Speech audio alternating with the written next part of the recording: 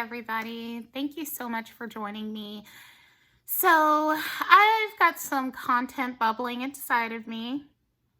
That sounded so wrong. Anyway, and I know one of the things I wanted to talk about was interracial dating. Now, I also wanted to talk about Halle Bailey, but I'm gonna knock out this interracial dating thing first. So I want to read a comment on a recent video of mine. And by the way, shout out, love to the person who left this comment.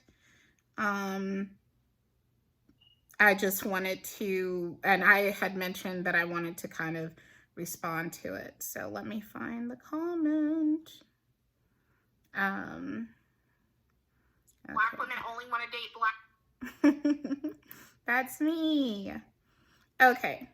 So, to be respectful, I'm not going to say the person's name because they may not want that, but I just want to read what they said. And I did reply to it, but I want to do it in video form. So the person said, I'm not sure how it is now, but when I was younger, I dated, interacted with all men, and I was legit told by one of them that they date Black and Hispanic women because they don't want as much as our white Asian counterparts, and it's just such a low value place on Black women. Needless to say, that dalliance ended, but just be careful that someone isn't dating you because they feel they can do less, or you're a fetish.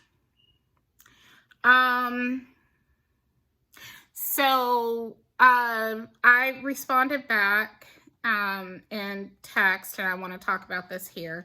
So I said, hi, thank you for your reply. I think most men who date for looks fetishize women, period. By the way, Chrissy, who is one of my heroes, that is CHRISSIE, she is a pro-Black woman activist here on YouTube. Please check her out. Anyhow, Chrissy has gone into that, fully agree with her. If you're let's say you're a Black man and you're like, oh, I like yellow bones. That's not fetishization. I like a red bone. Oh, I like my girls mixed. That's not fetishization. You know, it's some Black men who love dark-skinned women. My dad... Sorry to put my dad out there. Poor dad. Anyway, my dad, my whole life, has always talked about he loves dark-skinned women. Isn't that a form of fetishization? Now I can't speak. Fetishization?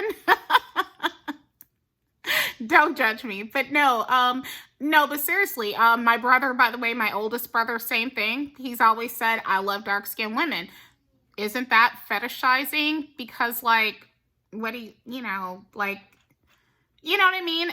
But it's like, you know, shout out. It's just that it's all a form of fetishization. Okay. Sorry.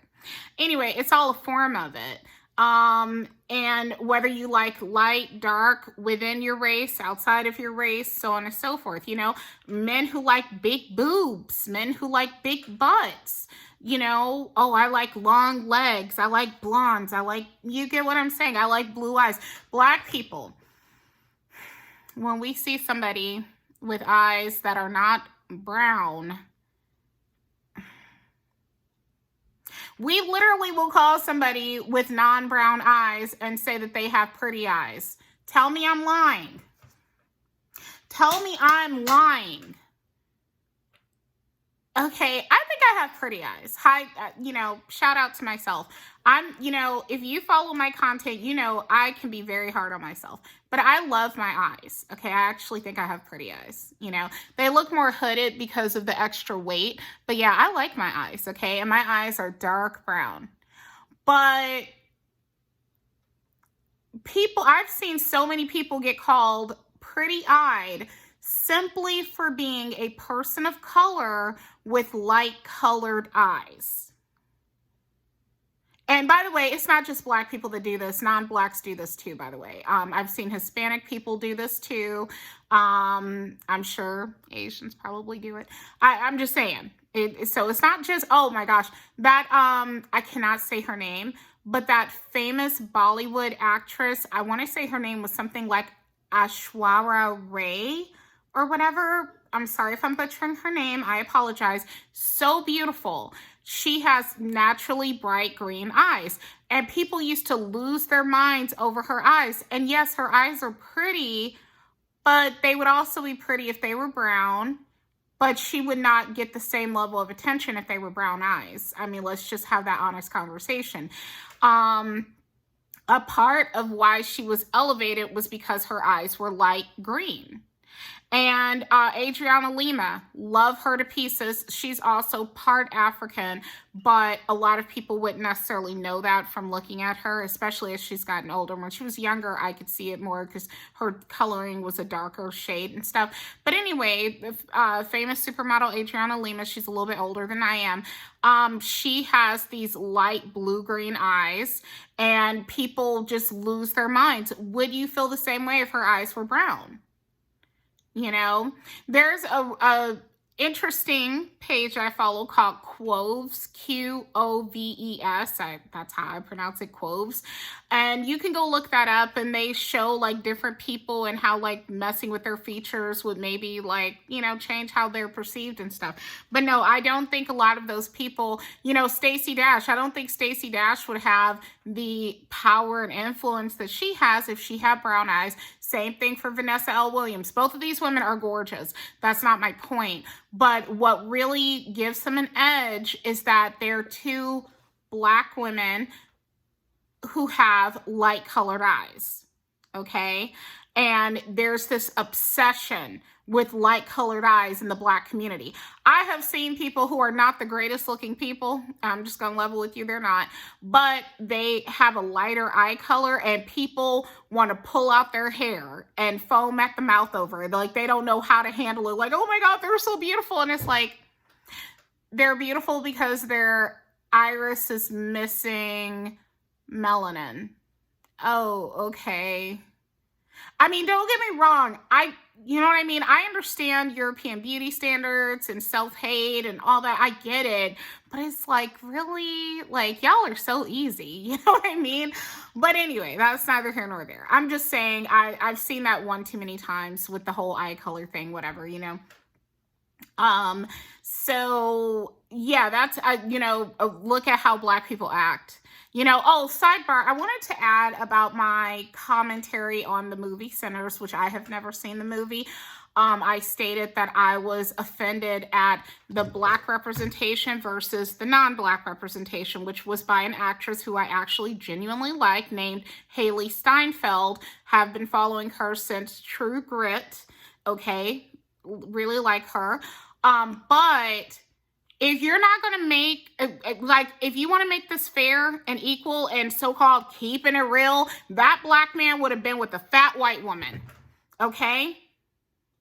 That's keeping it real. You want to keep it real? Keep that shit real. Don't give him, one guy, the cute, quote unquote, petite white girl, you know, the cute one, and then the other guy gets stuck with, you know, Aunt Jemima.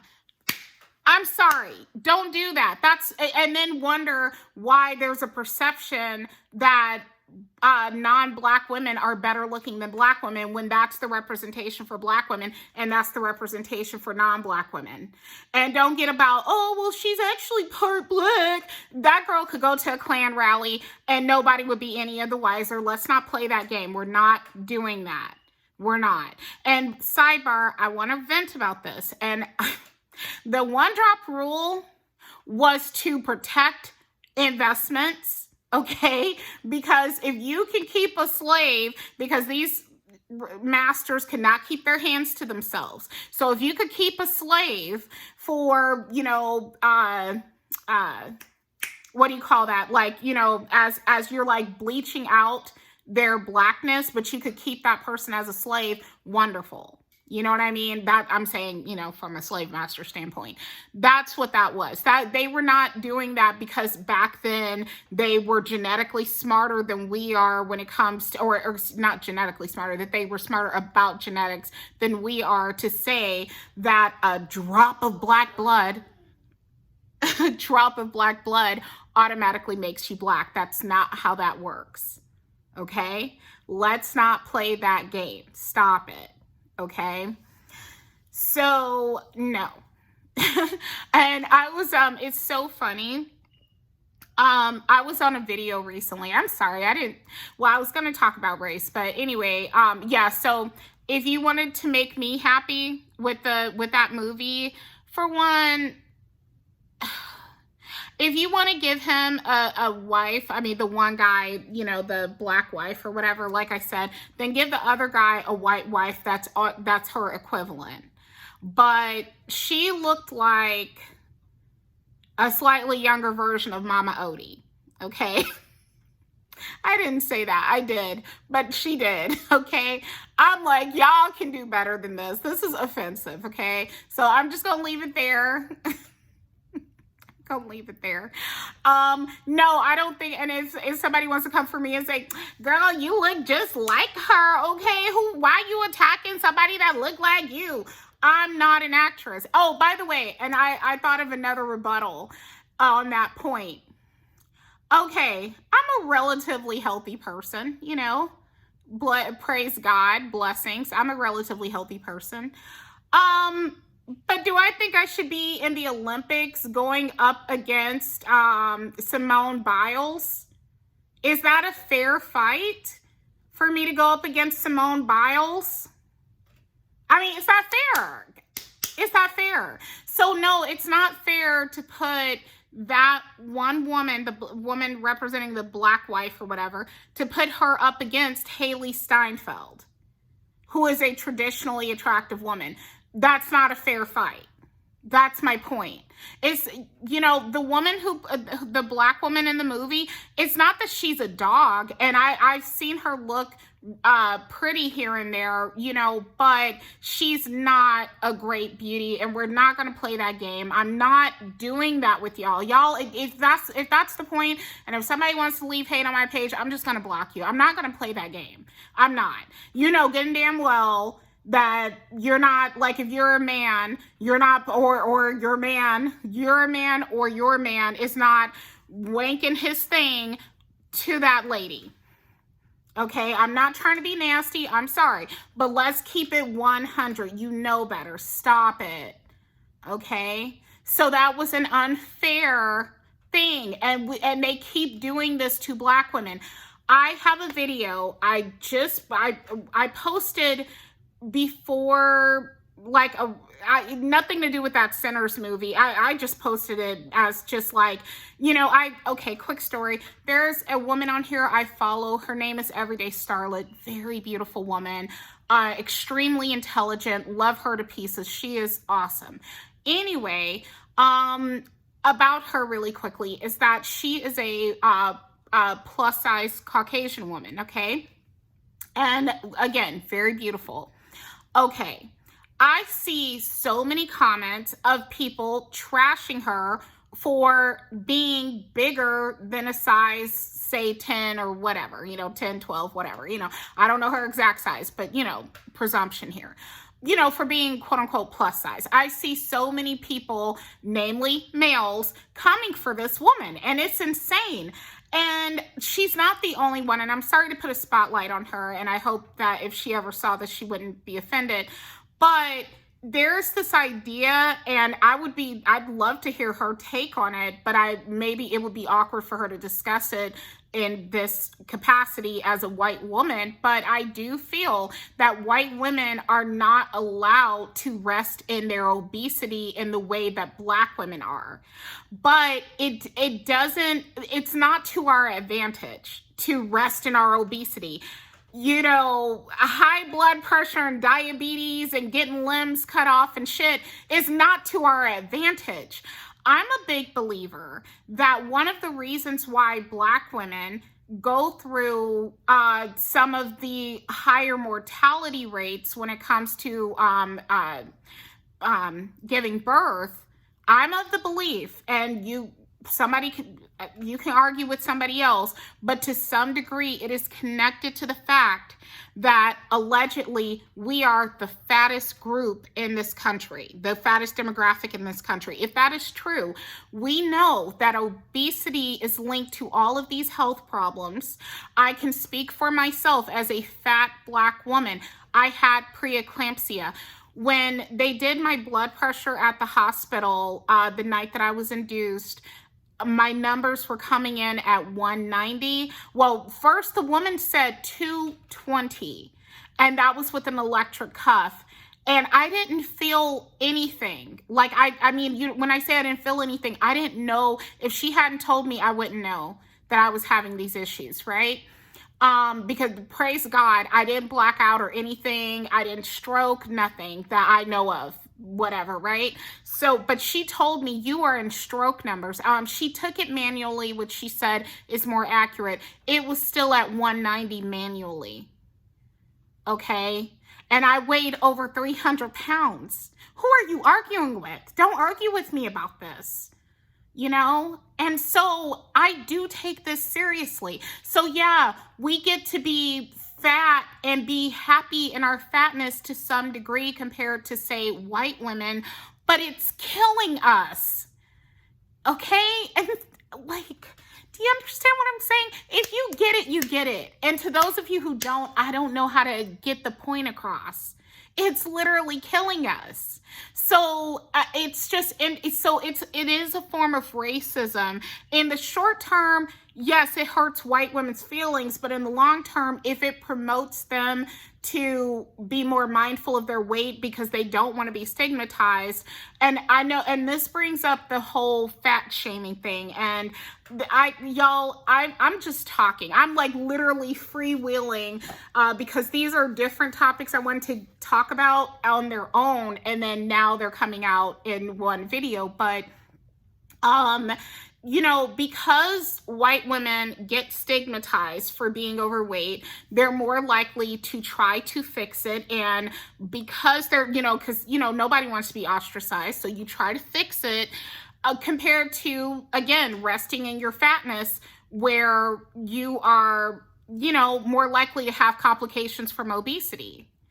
And I mean, don't get me wrong, it's a mind F being shamed and ostracized and so on and so forth. It's horrible. It's not that it's great to do that. That's not my point, and I hope y'all understand that. I'm not promoting shaming people. What I'm saying is that I do think that that's why a lot of them are not as heavy as a lot of us. And by us, I'm referring to Black women, per capita or what have you, why it's just different, one of the many reasons.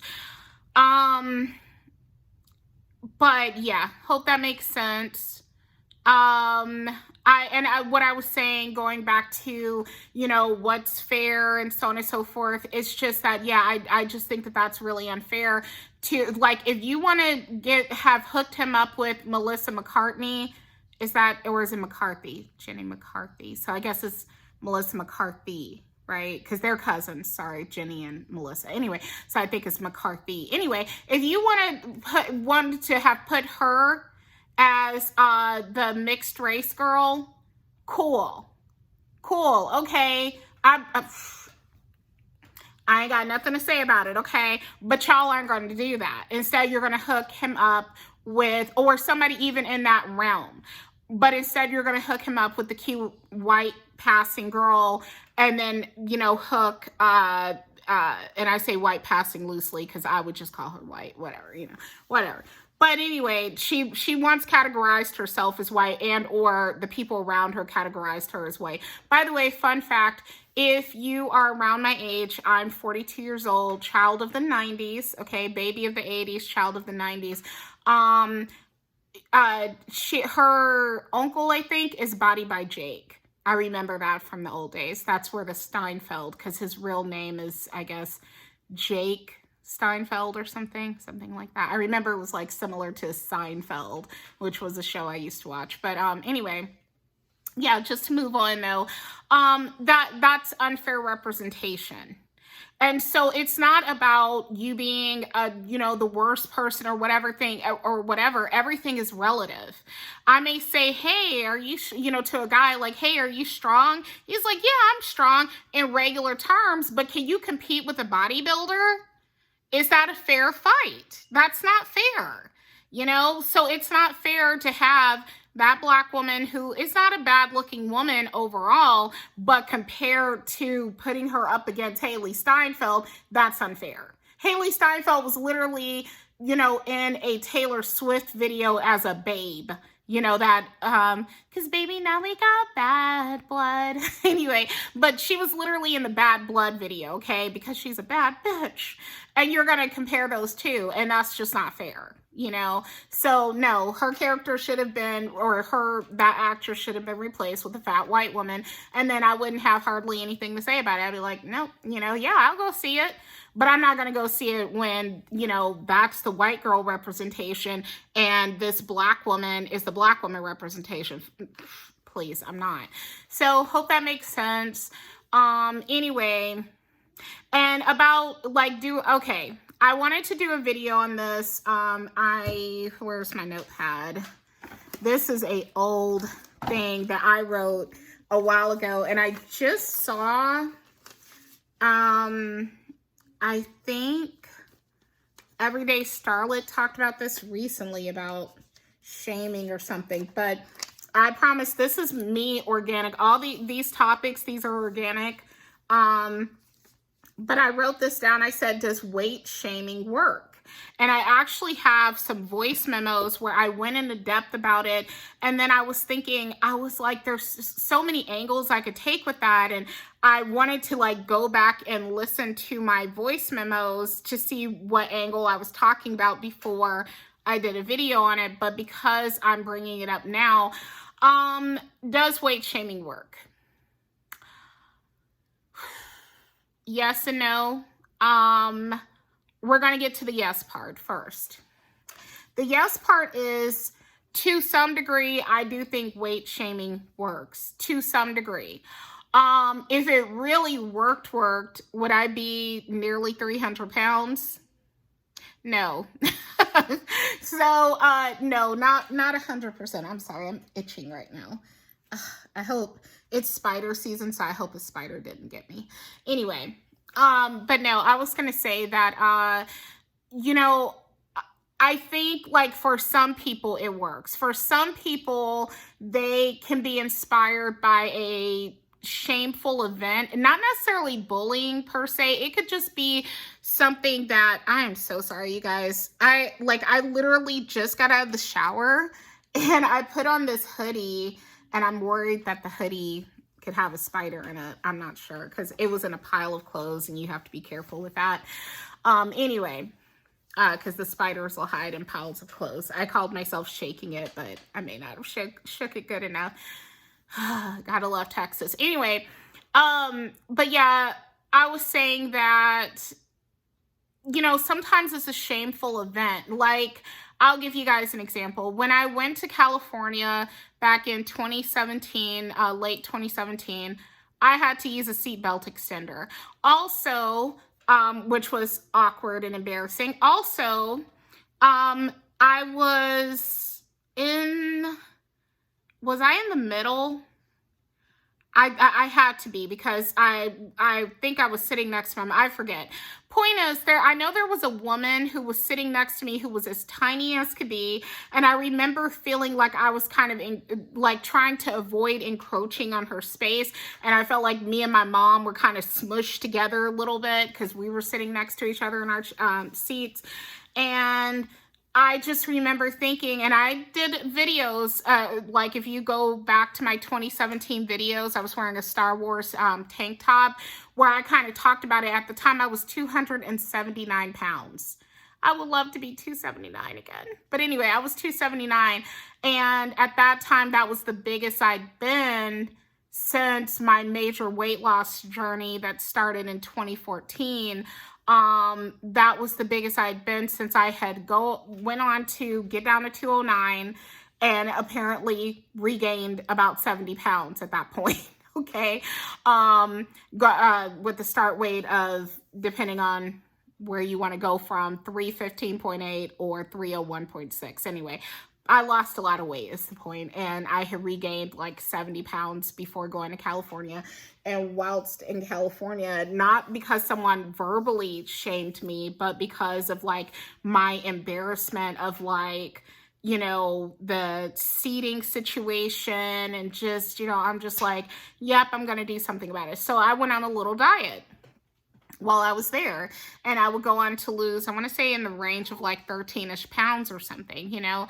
So yeah, that was an example of shame, you know, causing me to lose weight, you know, or inspiring my weight loss journey. Another moment of shame inspiring my weight loss journey was my weight loss journey of 2014. So I've told the story, but I had I was very sick with the flu, and I went to the bathroom and I started to kind of black out on the toilet. So I panicked and I like went to rush back to my bed because I didn't want to pass out on the toilet. So I rushed back to my bed, and on the way, I somehow ran into the corner of the kitchen wall and smashed my face, including my teeth, smashed my face into the wall. I'm lucky I still have my teeth. Anyway, and my mouth was painful and bloody, by the way. I didn't lose any teeth, but my mouth was painful and bloody from that experience. Anyway, I smashed, you know, head first into the wall, well, into the corner of the wall. That's what makes it so bad. It was the corner, you know, the corner part of the wall. And yeah, and I collapsed on the floor. And I called out to my younger brother. I'm not going to say his name, but I called out to my younger brother. He was an adult, and I was an adult at the time. I called out to him for his help. And funny enough, it's strange, he didn't seem to hear me, but whatever. Anyway, and I just felt so sad and pathetic. And I'm just like, sorry, had to cut this. But yeah, talking about the weight shaming thing. So, you know, when I had fallen on the floor, when I collapsed on the floor, I remember crying and thinking like my brother probably wouldn't have been able to lift my 300+ pound ass up anyway, and just being depressed and thinking I'm never going to do this again. I want to say this. You know, feel awkward in the pool. I don't know how to swim, and I feel awkward in the pool, not just because I don't know how to swim, but because due to my size, I'm worried, what if something bad happens to me and they're unable to help me because of how big I am? So it's stuff like that that really bothers me. And you know, to me, that's a form of shame. And so not all shame is like, oh, you need to lose some weight, you're too fat, dude. Like, okay, you know, definitely consider the source. If somebody tries to shade you on being plus size, definitely consider the source, okay, before you get too angry, too upset about it. That's all I'm saying. So, but yeah, and understand you're not doing it for people like that. The people you're doing it for will be too busy building a good life to be worried about whether or not you're fat or not. So, you know, yes, your self-esteem matters. Understand that you're valuable. I'm beautiful now. Even if it is quote unquote hidden underneath all this weight and so on and so forth, you are beautiful. Okay. And I mean that you are. But you do want to, you know, I remember when I was younger, there was this whole thing of like, oh, you know, you're hiding that pretty face underneath all that weight. And we would make fun of that now. We would say like, oh, you dumb bitch or something. And like, you know what I mean? We'd have all kinds of criticisms for that person now. But I think that's true. And you can go argue with somebody else about it. I'm telling you, I believe that's true. When you look at someone who's lost weight, a lot of people, not everybody, but a lot of people, you notice their body shape changes, right? So they can sometimes go from a round body type, you know, being like a ball of chubbiness, to being curvaceous. With me, I have a lot of belly as a larger person, but when I slim down a lot, I get a lot more hourglassy. Okay, that's just the truth of it. So if that is the preference, I become more of the preference, you know? So, you know, my eyes, when I'm heavier, my eyes are smaller. So if you like big eyes, my eyes look bigger when I lose weight. You know, there's definitely, I could pull up some pictures of myself when I lose weight to when I'm heavier. My eyes are wider, you know, they're bigger, you know, because like, you know, part of the weight is up here too. It sounds funny, but it's true. Some of the weight, you know, it makes a difference when I lose weight, you know. My cheek, my facial structure, you can tell better when there's not all this weight. I mean, just, it's common sense. It's not trying to be shady. It's not trying to, you know, I'm not trying to hurt anybody. I'm talking to people who want to hear this message. If you don't want to hear the message, click off my stuff and I understand. Okay, I'd rather miss out on your view than to hurt you. I don't want to hurt anybody. I want to talk to people who understand what I'm saying and relate to it and agree with it and are using this as further incentive to get their lives together or to keep working at getting their lives together. Okay, so I hope that makes sense. And what else? So then, you know, it's so funny. This really should be split up in more than one video. But, oh yeah, about why shaming doesn't work. So yeah, I do think to some degree shaming can work. Here's why I think shaming doesn't work. Because sometimes, and by the way, shaming, as I mentioned, does not necessarily have to be someone talking trash to you.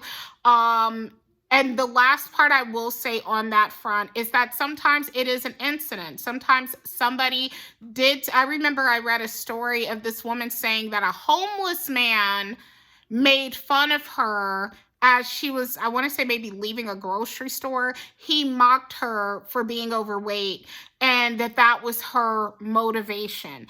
And if that's your motivation, that's your motivation. Maybe your motivation was like your ex cheating on you. Whatever your motivation is, if it's for you bettering your life, I have no problem with it, because looking for the perfect motivation will keep you stuck. Okay, a lot of us. So fuck the perfect motivation. If your motivation is something petty, like, oh, I want to show off, like, you know, how hot I am to my ex. I want to, like, you know, I want to stunt on these bitches. I want to do this. I want to do that. I know I said I was going to stop cursing so much. Okay, I'll try to be mindful. Anyway, but you understand what I'm saying. It could be something quote unquote petty, but if that's what motivates you, then that's what motivates you. As long as you get the job done, okay? Some people work to get their hair and nails done. They're not working for survival. They're literally working to get their hair and nails done. You know, if that's why you work and that makes you happy, then, you know, it's getting the job done. I just want my grilled chicken sandwich from Chick-fil-A. That's all. I mean, you know, I don't care why you're doing it. I'm just saying, you know. So you understand what I'm saying. So, no, screw the perfect motivation. Like, whatever your motivation is, if it gets the job done, then it's perfect for you, and that's what counts. Okay, next, besides that point, what else did I want to get into? Oh yeah, so yes, shame can work. Okay, now here's the downside to shame. Shame can depress you. That depression can lead to overeating, which keeps you stuck in that bad cycle. And of course, shame can really pain you, because not everybody, you know, me carrying 50 pounds and you carrying 50 pounds can feel very different. My daughter, for reference, is a little bit over 50 pounds, okay?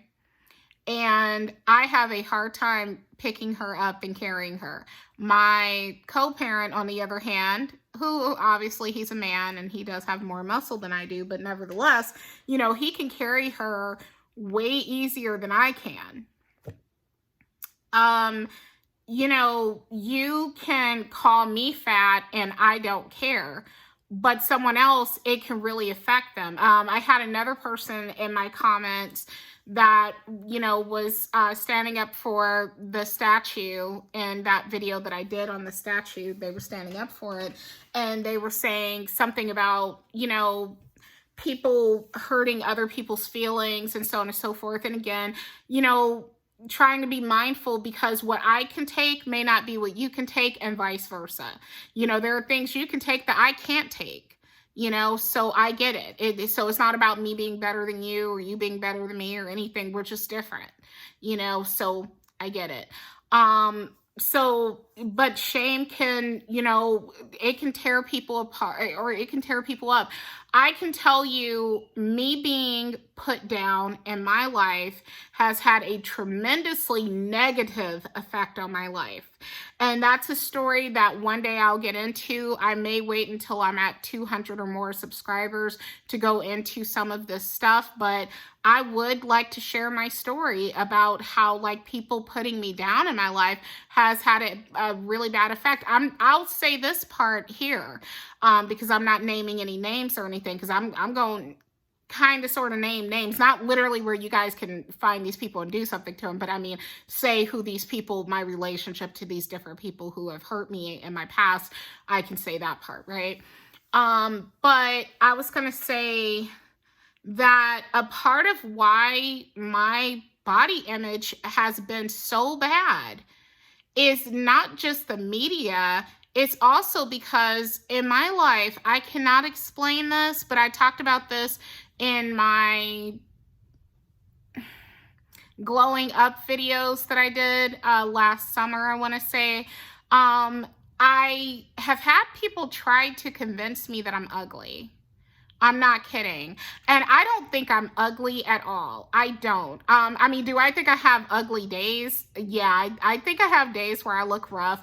I think sometimes the fat in my face can be so distorted that it can make me look bad, and, you know, just different things. But overall, do I think I'm an ugly person? No, not at all. Okay, that's my honest opinion. Okay. And I got to find that out officially when I lost weight, and I saw people let me know, no, you're fucking pretty. You're pretty. You're hot. Oh, hey, you got a man. Can I talk to you? Da da da. Blah blah blah. No, I'm not an ugly girl. But in my life, I have had people try to convince me that I'm fucking ugly. And I even started thinking about that recently. I'm like, that's so weird. Like, why would people do that? But they've done it. They've absolutely done that, where they've tried to convince me that I'm ugly. And unfortunately, because I didn't really have too much to bounce it off of, like, you know what I mean? It's not like, okay, like, I'm going to take my offspring really quickly. I constantly tell her she's beautiful. I'm constantly like telling her, you're so pretty, you're so beautiful, you're so beautiful. So if somebody calls her, you know, UGLY, then, you know, which she is gorgeous, by the way, okay? And everybody lets her know that anyway. But I'm just saying, let's say she didn't have all these people constantly telling her that, and somebody came up and called her UGLY, she would have something to balance it off of. But I didn't really have that growing up as a fat kid. I didn't have a lot of that. I just had people trying to make me feel ugly. I mean, I'm not saying, like, it's hard to explain, but it's like, when I was a little kid, like before the age of, say, 7 or something, yes, I got told I was cute or I was pretty or whatever. But like kind of past that point, I got made to feel like I was ugly, you know. And then I got the Coke bottle glasses. I talked about this in my Looks Matter video or whatever. You know, I got the Coke bottle glasses. Where are my Coke bottle glasses? Right here, you know, except these aren't even the worst of it. They were way worse when I was younger and stuff, you know, way wider and everything like that, you know. But, you know, I had these, and, you know, that, and also people used to tell me, oh, you look totally different when you take your glasses off. It's like a She's All That moment where the girl, the nerd, goes from this to taking her glasses off, and it's like, oh, she's so beautiful. Like, you know, but I couldn't take my glasses off because my eyes are so bad. You know, my eyes are, I have really bad nearsightedness. So anyway, but yeah, I had just so many people just trying to convince me I was unattractive. You know, that, hey, you guys won. because I started to think I was ugly. I used to hate when people would look at me. I was scared to really go in on YouTube because I thought, nobody wants to look at me. Like, I'm just saying, like, so, congratulations, you won at being a douchebag, and hurting somebody. Yay for you. I'm sure there's a special place for you on the other side. I mean, but seriously, it's just one of those things that, and I'm being dramatic, but, I'm just saying, it's just one of those things that I had to contend with. So, that's another thing. So, and that's a form, obviously, of shaming, bullying, shaming, whatever. So, yes, it can be terrible. And it can also sometimes encourage people to do better. But everybody's different, and shaming, like there's a difference between me shaming myself and saying, I'm never gonna be this hopeless again, because there was nobody around. So I wasn't, nobody was like, oh, look at her fat ass. It was literally me shaming myself into saying, like, I'm gonna get this together, which I would proceed to do that and lose all that weight. But then there's the shaming of like, oh, I could just put a bag over your head because, you're so ugly kind of thing. I mean, the person didn't call me ugly, but that was the implication of putting a bag over my head to have sex with me. That's from Job Corps. It was a guy who called himself Bubba. They used to joke that his name was Bubba Sparks, and he was some dumb hillbilly guy. Yeah. Anyway, that's that story. But, he had made that so-called joke to me one time. And the reason why he made the joke was in connection to Scary Movie 2, where, because this was around the time of Scary Movie 2's release, where the ghost or the ghoulish woman had a bag put over her head while the guy was having sex with her. If you remember Scary Movie 2. So he was like feeding off of that joke. And one thing I hate about movies, and I'm going to shut up after this and start a new video, I guess, about interracial dating, because I just feel like I've been all over the place, and I feel like this video is going to just last too long. But I was going to say, one thing I hate about some movies is that when a movie comes out, like let's say the movie Precious, then if you're someone who you remotely have any resemblance whatsoever to that character, like I don't look like Cabernet Sidibe. If you look at Cabernet Sidibe, she has small lips. She also kind of has a smaller nose. I don't think I have a big nose, by the way. I've had people say, oh, you got a big nose. I don't think I have a big nose. I've seen big-nosed people with noses similar to mine, but they're big. I don't think I have a big one. But anyway, that's neither here nor there. The point is that Cabernet Sidibe has very different facial features than me and everything, okay? If you look at, I could pull up a picture of her really quickly. And nobody's really called me Precious, but I know I was self-conscious that somebody was going to. When that movie came out, I know I was self-conscious about it. I think I am going to just continue with the interracial dating thing, because at first I was going to cut this video, and then I'm like, fuck it. I'm going to do that. But let me look at Cabernet Sidibe.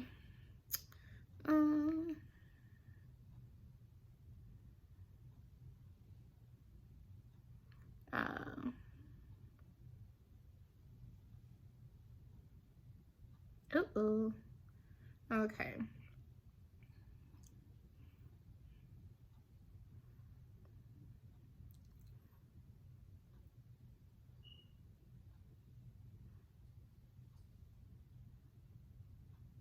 Okay. I looked her up. I'm trying to find a good face shot of her. Okay, here's one. All right, Cabernet Sidibe versus me. I have big lips.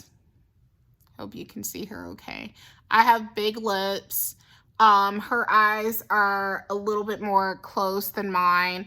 We just, like, other than being two big fat black women and stuff, we just don't look alike, right? But I was kind of self-conscious that when that movie came out, I'm like, here we go. I'm going to get called Precious. Here we go.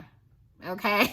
Like, so I do hate, like, sometimes, I mean, this is a me problem. This is not anybody else's fault. Because even though I think that movie is absolutely disgusting, and I think the book is even more disgusting, and no, I do not think that represents the majority of the Black experience or anything. I'm not going along with that nonsense. It's disgusting. But nevertheless, about that movie or whatever, it has the right to exist, and whatever. So without, me like just getting angry, like, oh my God, like, it's whatever. I hope that makes sense. But yeah. But what was I gonna say? Okay, let me just wrap up what I have to say about interracial dating really quickly. Ultimately, you can find a good white guy or a bad white guy. You can find a good Hispanic guy or a bad Hispanic guy, a good Asian guy or a bad Asian guy. If you pay attention to the news, they all doing dirt. Okay, all the races of men are doing bad things, including Black men. Like certain things that were associated as like, oh, that's white people shit. Oh, only white people do stuff like that, whatever. I am seeing more and more Black people do some crazy ass shit that I used to think we were above, which sounds bad because that's a form of racism to assume that we're above it. But culturally speaking, I was kind of groomed to think, oh, Black people don't do shit like that. Okay, I don't know what to tell you. Obviously you ain't watching the news. We doing the same thing everybody else is doing, and I'm just gonna leave it there, okay? So no. But I was groomed to think that, So on that note, that yes, there's good and bad in everybody. That's true. What I'm saying, or rather in every race. However, I feel like Black women's problem is that we are not diversifying our portfolios. Okay? It's like any stock can crash. But if you put all your money in this one stock and this one stock is crashing like hell versus if you had spread it out and put your dispersed whatever, am I using that right? Anyway, if you had diversified your portfolio and put money in different things, you're much less likely to lose compared to putting all your money in this one particular stock and this one particular stock fails. And that includes it, for me, I used to only want to date interracially. I used to not be open to really dating Black men. So I've gone through the gambit and everything as far as how I feel about interracial dating and dating within my race and so on and so forth. My ex, he is biracial, half Mexican, half I almost said half white, half Mexican, half Black, and he was raised by his Black side predominantly. So he is, and plus in his appearance, he's thought to be a Black person, right? But he's biracial. And anyway, why I'm mentioning it is, yes, I consider that me being with a Black man, And I told him recently, I said, yeah, I forget how I put it, but I said something to the effect of I was talking to him about interracial dating. I don't remember the specifics. So, but he was like, oh, well, but you were with me and I'm Black or something like that. And I was like, yeah, I was, you didn't exactly sell me on it, but yeah, I was. No, I'm kidding. We were just picking on each other, but, by the way, he loved white women before me, and he loves white women after me. So we're just gonna leave that there, okay? He loves white women. I was not his preference either, okay? We're two Oreos that we tried to be double stuffed Oreos, but we're two Oreos, okay?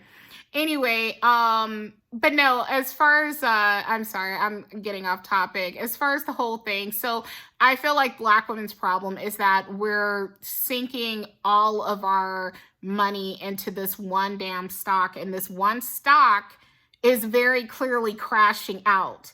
And then we're wondering why, like, I don't understand, like, why did I lose all my money? And it's like, because you refuse to put your money anywhere else but this one effing stock, girl. You know, that's the problem. So I think that we do ourselves a disservice. We're also, and I'm sorry to say this, I feel bad saying this, but it's just the truth of it. We're leading the charge when it comes to STDs among females. It's true. If do you trust the CDC? Because go look it up. We're burning. Okay, we're fucking burning. And coincidentally, we're almost exclusively catching it from Black men. That's just the truth of it. And some of these Black men are on the DL, and some of them are just sexually irresponsible. They say that Black men are far less likely to desire the use of condoms and everything. It's crazy. So to me, it's literally a health issue at this point. And yes, you can catch illnesses from any race. That's true, but the concentration is within ours. Okay. And again, if you don't believe me, go to the CDC.gov website. And yes, this was pre-Trump.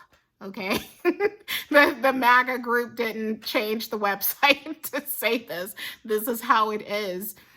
And so I feel like we're doing ourselves so many disservices with our exclusivity to Black men. And then, of course, is the fact that they date interracially and we don't, on average,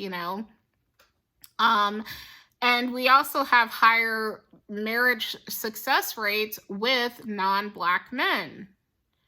So there's that too. And it's not me trying to tear down Black men. It's me telling you there's other stuff out there, and to open yourself up to other stuff. I mean, if you want to come and argue with me about it and say, oh, no, hell no, I would never, then again, it's not for you. Like, if you're that, like, you know what I'm saying? Like, I can't save you from yourself. Like it's me against you. I regarding yourself, I can't save you from yourself, but it's just, these are facts. And I think a lot of you are doing yourselves a disservice, and that's my commentary on that. And also, interracial dating doesn't just mean white men.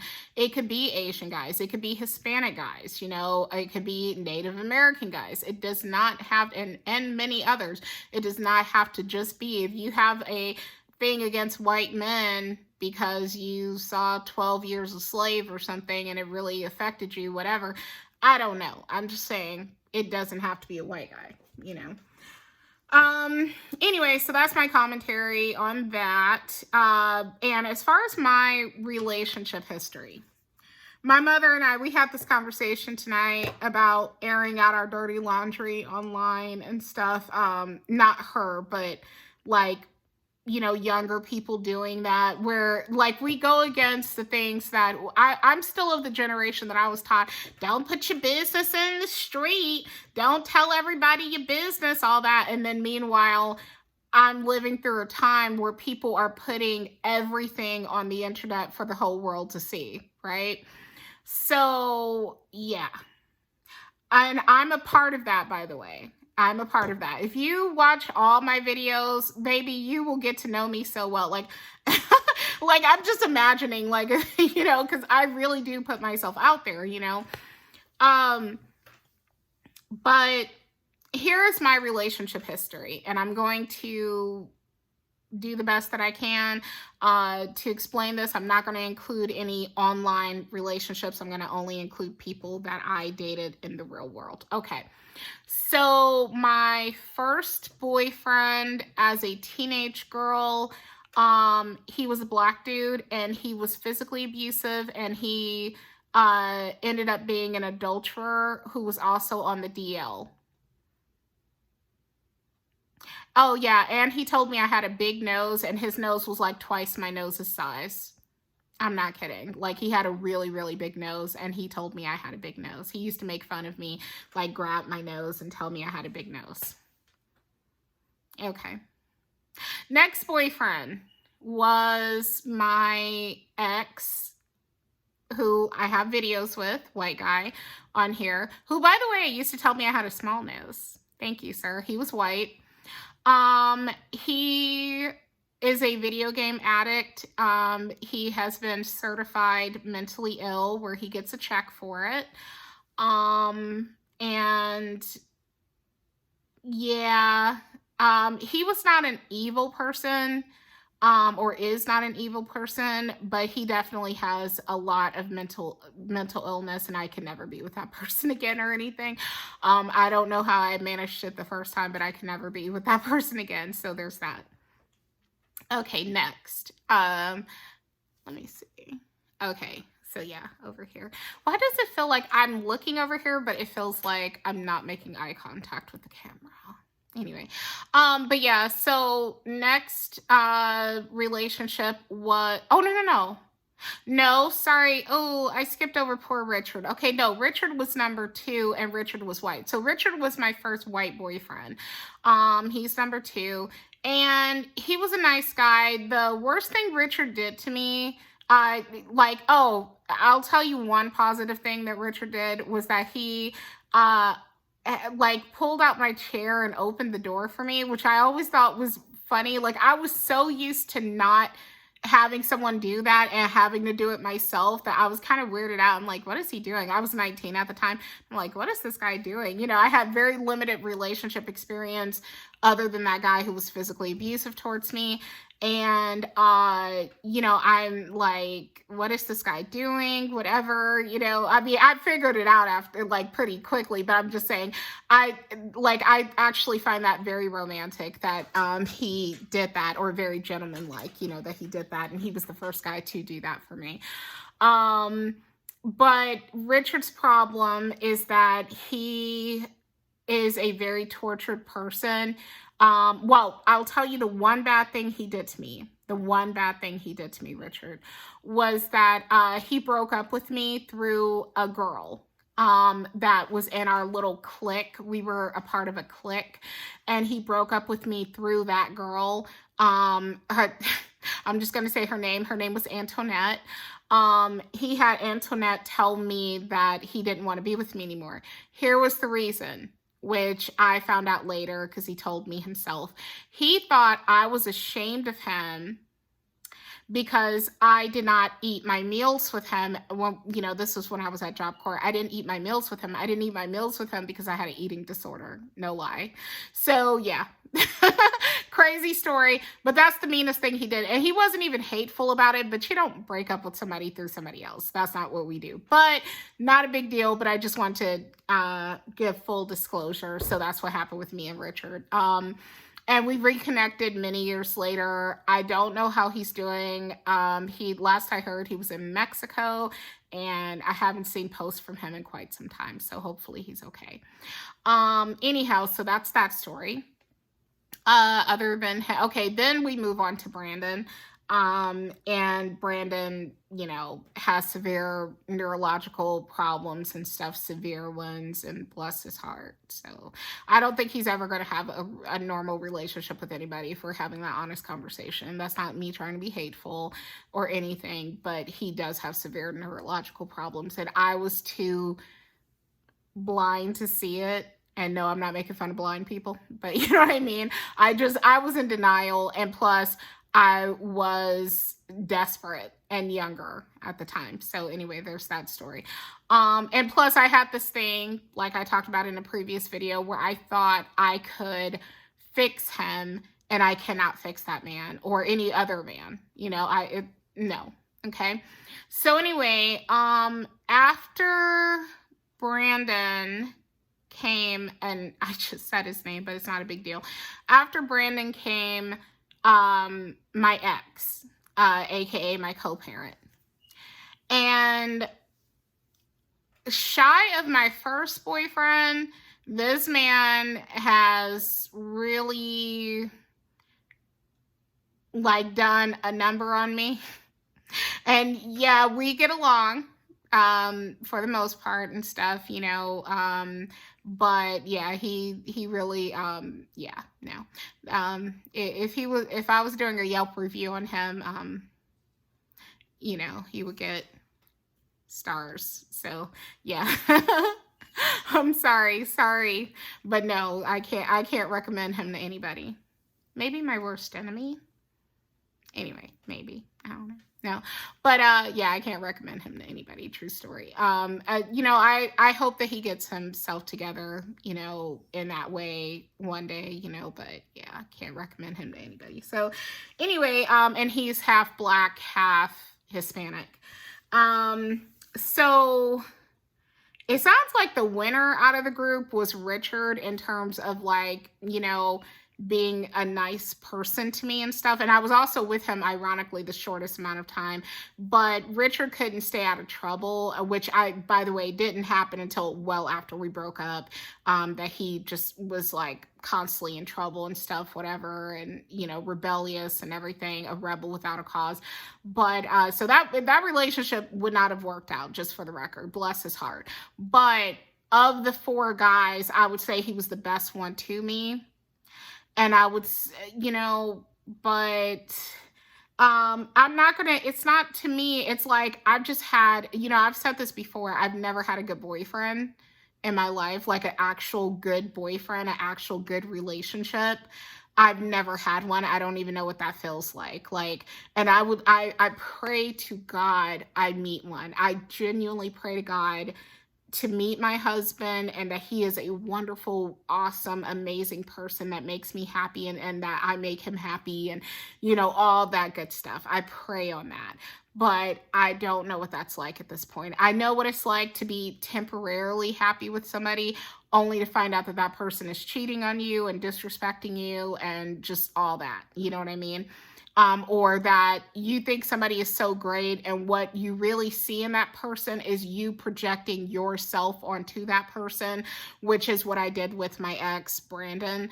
I wanted to think we were like very similar to each other, when really we were worlds apart from each other. But I wanted to see us as the same, because we did have certain things in common, but we had those things in common for kind of different reasons, and we definitely don't have anything in common now, no offense. Other than some musical taste. We like some of the same music because we were born around the same time. But anyway, but yeah, so I have never had a good relationship. Sorry, I've never had a good one. Okay. And I hope to have one. My thing is, I'm a very shy person.